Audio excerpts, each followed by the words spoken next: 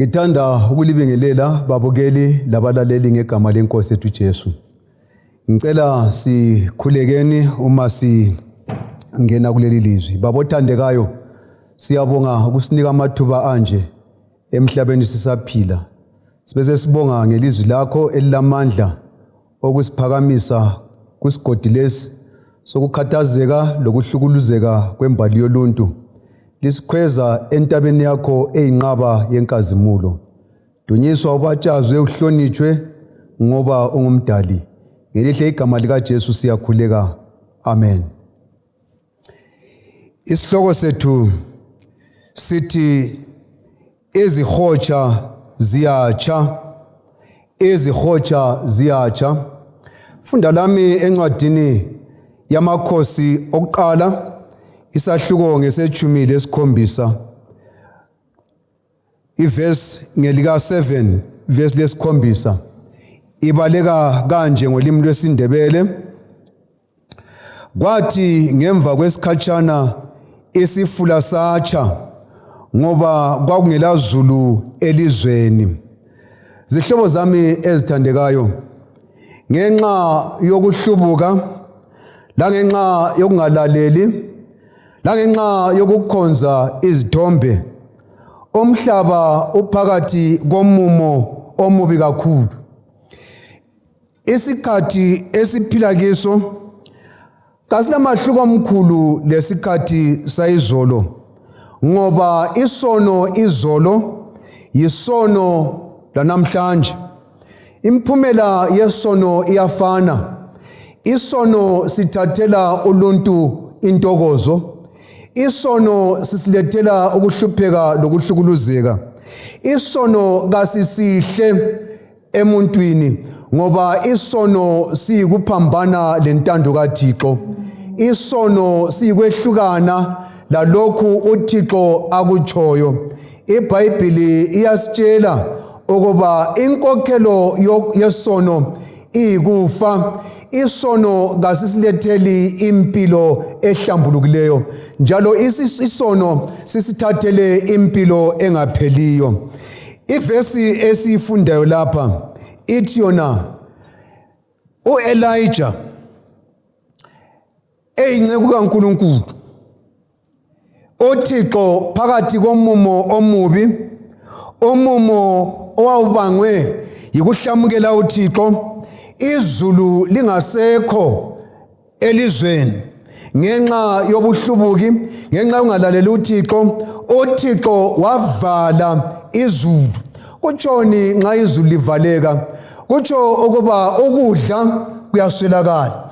Kutsho ukubana intokozo kayikho ngitsho lakundalo, ayibaleki kuphela ebantwini, ngitsho lakho konke okudaliweyo kuyahlukuluzeka ngoba kungasela zulu eliyilo elisengela impilo enhle.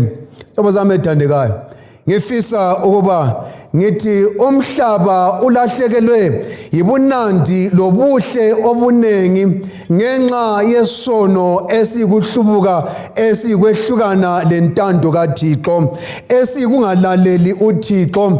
Isono kasilamiphumela emihle kukho konke okudatshuliweyo, kodwa phakathi komumo njalo bakhona abantwana bakaThixo abayifunayo intando kaThixo, abafisayo ukuba ubuhle ngabukhona. Abantwana bakaThixo abakhuza lalabo abenza okubi, abangathokoziyo njengoThixo nxa into ezimbi, nxa ungalaleli uThixo kuqhubeka kubonakala ezigabeni. Bakhona abanjalo, isandla sikaThixo siphezu kwabo. uThixo uyanaka abantu abanjalo. Omunye wabo nguye esikhuluma ngaye, uElijah. uElijah, hlobo zami ethandekayo, ngenxa yokuba ephila esentandweni kaThixo, uThixo uyamtshela lapha kumavesi ivesi lesine lesihlanu ke siwafunde. Lithi lona ilizwi likaThixo, ngizaqala kuvesi lesithathu. Suka lapha uqonde ngasempumalanga, ucatshe esifuleni iKherithi esingasempumalanga kweJordani. ozanatha amanzi kuso, ngilayile amawabayi ukukunika ukudla. Wenza njengokutsho kwenkosi, wahamba wayahlala esifuleni iKheriti elingasempumalanga kweJordani. Amawabayi amlethela izinkwa lenyama ekuseni lantambama, wanatha esifuleni. Impilo yabamnandi kulo umngani kaThixo Elijah. Hlobo zami ethandekayo, vumani ngithi isono sikhona, hlupho lukhona, kodwa ke uThixo ngesandla sakhe abantu bakhe uyabavikela. Abamthanda uThixo, abamthembayo, isandla sakhe silabo abantwana bakaThixo. Ikhona intokozo noma insuku esiphila kizo zingela ntokozo. Noma sisiya lasemishadweni, ikhona imishado kuyachadeka, noma abanye besithi akuchadeki, imishado yadilika, kakuncedi ukuchada umshado ongcwele. Nanko kabani udilikile, khangela uzibani udilikile, kakuphileki labantu. Kuyaphileka hlobo zami ethandekayo kwabamethembayo uThixo, noma izinto zingakhanya zingahambi kuhle. Ngifisa ukufithizela ukubana uThixo makathenjwe, ilizwi likaThixo liqotho liqinisekile, umthetho kaThixo umele ugcinwe, qhakathekile, ngoba uThixo nguye izolo, nguye namhlanje, nguye kuze kube nilanini. Nangu Elijah lapha uyaphiwa nguThixo ubana hamba uye endaweni enje. Babusisiwe hlobo zami ethandekayo abahamba loThixo, ngoba uThixo uyabavulela indlela, uThixo uyabavulela amasango.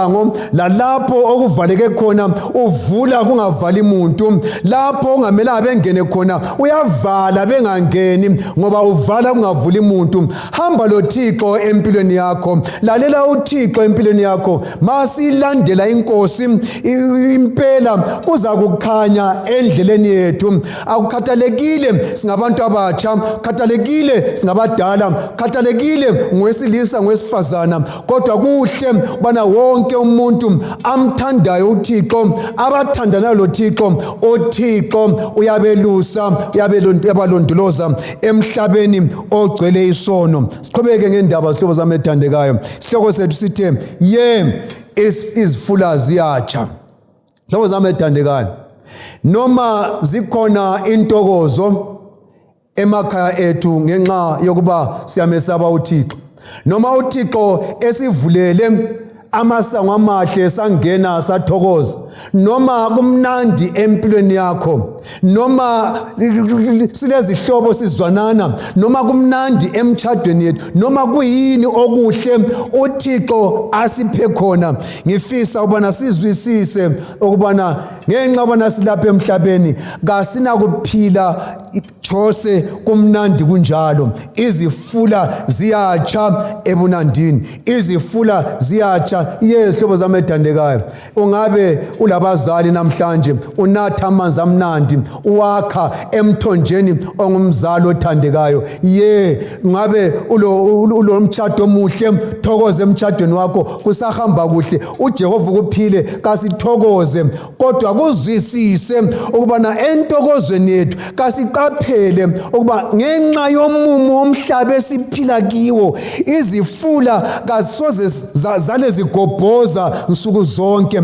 Empilweni yakho sizafika isikhathi sokutshelwa isihotsha, sizafika isikhathi sobana noma amanzi emnandi kancane kancane amanzi ayoma, ngolunye usuku zathi uyafika emthonjeni wakho umthombo usutshile. Ngithini hlobo zami ethandekayo, ngifisa ukubana ngilethe lamazwi abe induduzo kithi, ukubana noma izihotsha zisitsha ngenxa yomumo omhlaba esikiwo, induduzo ikhona. Isandla sikaThixo kasisuki, noma isandla sikaThixo silathi, kodwa imumo yethu emhlabeni iyantshintsha. Kuyafika isikhathi esilumelayo, kuyafika isikhathi esihlukuluzayo, kuyafika isikhathi esibuhlungu. Noma unjalo ungumntu kaThixo, umesaba uThixo, ngokutsho njalo zihlobo zami ezithandekayo, kakuthi ukuthi ngohlupho olungawela kuwe sekulungangikhipha entandweni kaThixo.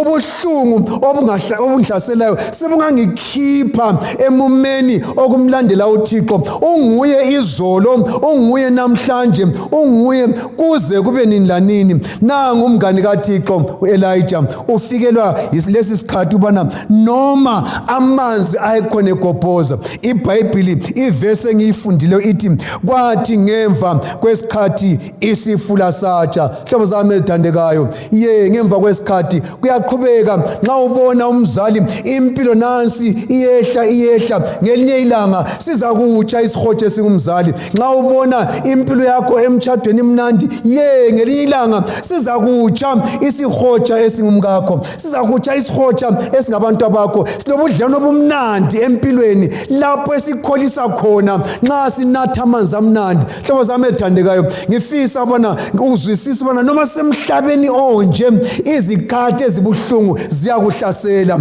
izikhathi ezibuhlungu ziyahlasela abantwana bakaThixo, kodwa kakungakukhiphi entandweni kaThixo. Ukutsha kwesihotsha kakungangikhiphi entandweni kaThixo, ngoba uThixo enguye izolo, enguye namhlanje, enguye kuze kube nini lanini.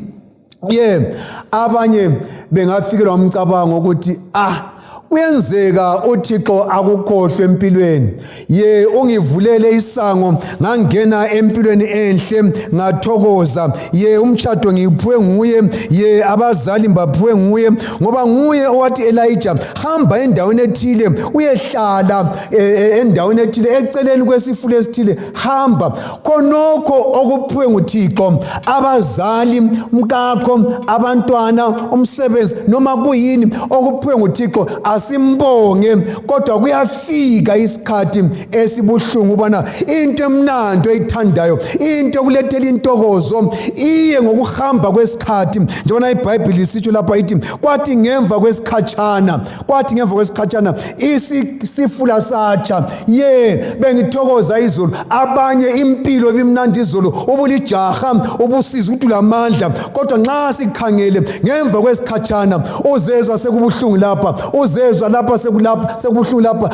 Abusekho obunandi lobuyana obukweqa njengobujaha, sebuphelile ngoba sisemhlabeni. Isono, hlobo zami ezithandekayo, silemiphumela emibi engalethi intokozo. Kodwa noma kunjalo angifisi ubana nxa sekufike ebuhlungwini bempilo ufikelwe ngumcabango ubana uThixo sekukhohliwe.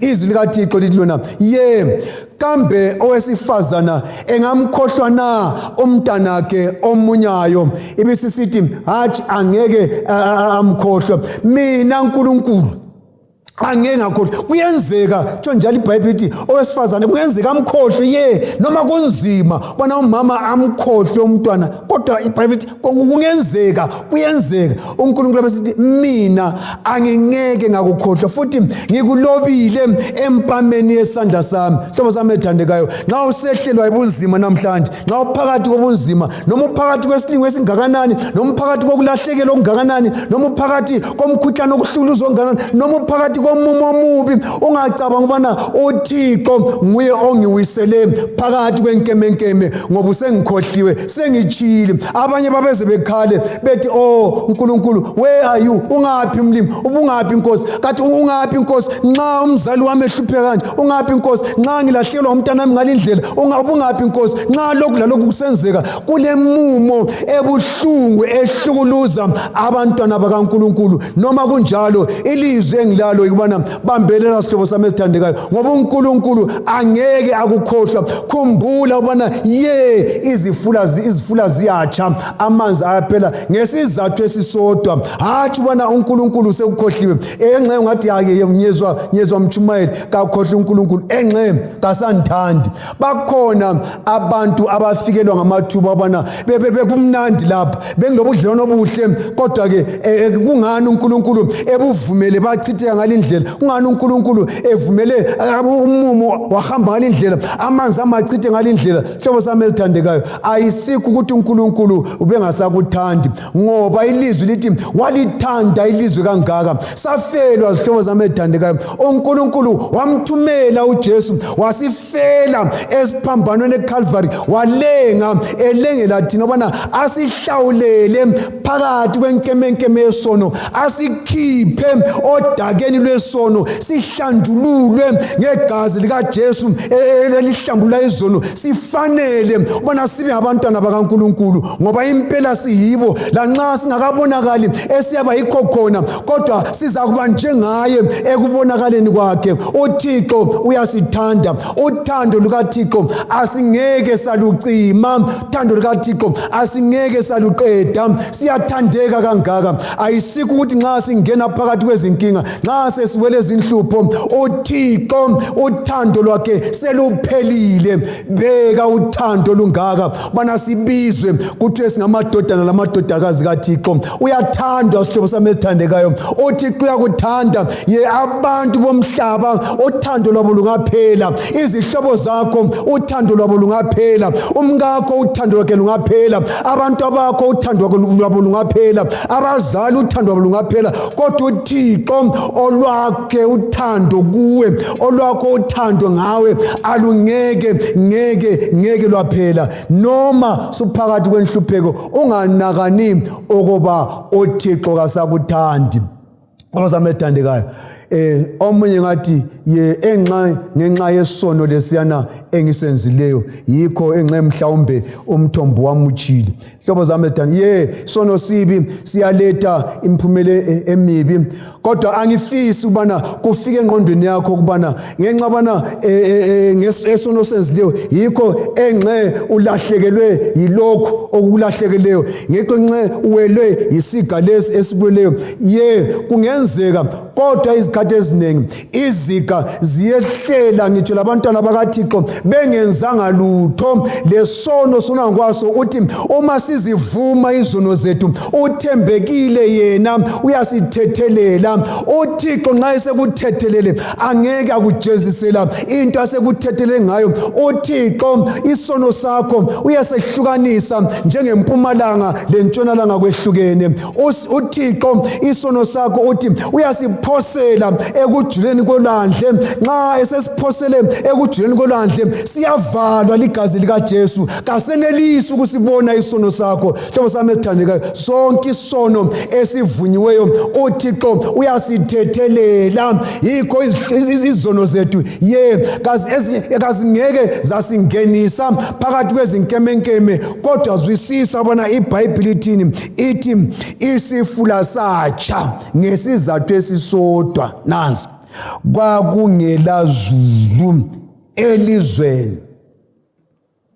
Asakhile impela lapha. Impilo engunaphakade yasilahlekela ngenxa yokungena kwesono. Ikhaya lasilahlekela ngenxa yokungena kwesono. Hlobo zami ezithandekayo, salahlekelwa ngenxa yesono. Umhlaba esiphila kiwo, noma kungaba khona ubunandi, noma singaba khona izikhathi ezinzima, kasikuzwiseni ukubana kasakhile impela lapha. Sifuna ingabe sicabanga omzozayo.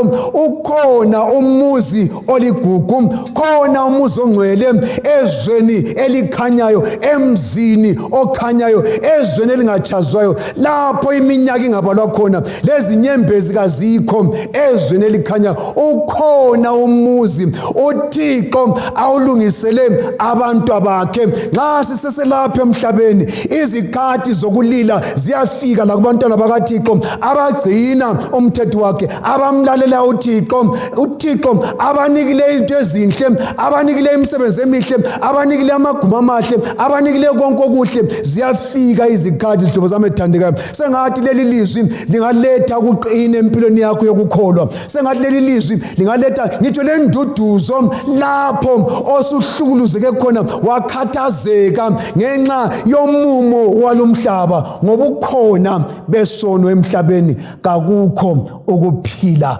ongapheliyo lapha emhlabeni. Amathuba esilawo siyabe sifakaza ukutshelwa izihotsha, siyabe sifakaza ukutshelwa ngamanzi, siyabe sifakaza ukukhala kwezinyembezi. Kodwa ke engifisa bana ngikufitizele nangu hlobo zami ethandekayo, khathalekile omumo othatha indawo empilweni yakho.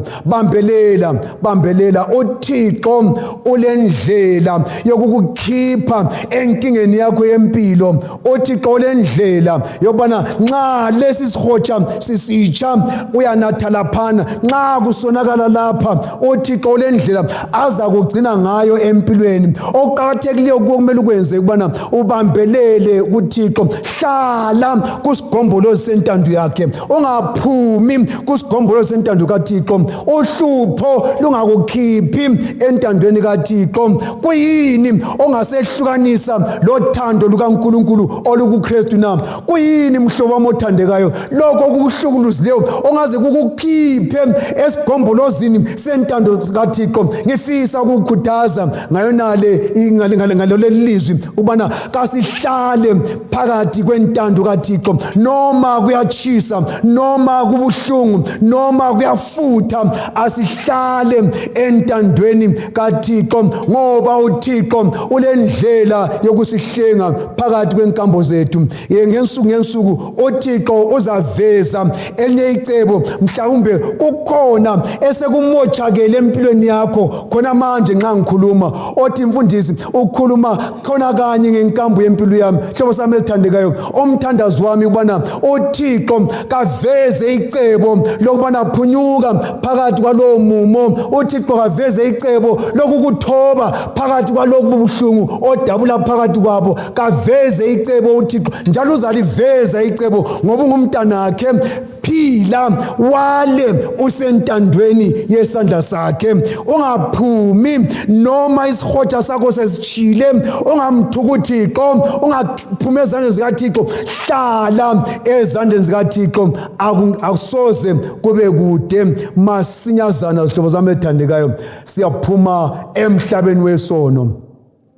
Engakukhipha kuhlupho lwakho kathesi, akufake kwenye indawo, qhubeka uphila. Kungenzeka ulahlekelwe ubudlelwano bakho kathesi, akunike obunye ubudlelwano uqhubeke uphila. uThixo uyenelisa, kodwa engifisa bana ukubambise kakuhle yikubana ngokupheleleyo uThixo ulecebo lokuhlenga abantu bakhe emhlabeni okutshelwa izifula. Emumeni olezifula ezitshayo uThixo ulecebo lokubana asihlenge, asisuse kulomhlaba ohlukuluzayo, umhlaba ogcwele izinyembezi, umhlaba ogcwele ukwehlukana, umhlaba ogcwele izimpi, umhlaba ogcwele ukuhlukuluzeka okuyinhlobonhlobo esingeke sakubalisa ngobunengi bakho, okuhlukuluza umuntu athathelwe intokozo yakhe, umuntu athathelwe ngitsho lamalungelo akhe aqondane laye. Masinyazana zihlobo zami ethandekayo, ngifisa ubana sikuzwisise ubana uThixo ulecebo lokubana asisuse kulomhlaba onjalo. Ilizwi likaThixo lithi inhliziyo zenu zingakhathazeki, kholwani kuThixo likholwe lakimi. Ngamazwi esatshilwa nguJesu ethwele induduzo ukubana wena odabula phakathi komhlaba olezihotsha ezitshayo, angikwazi bana sezitshe zabangaki ezakho izihotsha. Mhlawumbe esitshe namhlanje ngesesithathu ngesesine, ungakhathazeki, inhliziyo yakho ingakhathazeki phakathi kokutshelwa isifula sakho, phakathi kokulahlekelwa ngamanzi akho akade kunethela ubunandi bonke bempilo.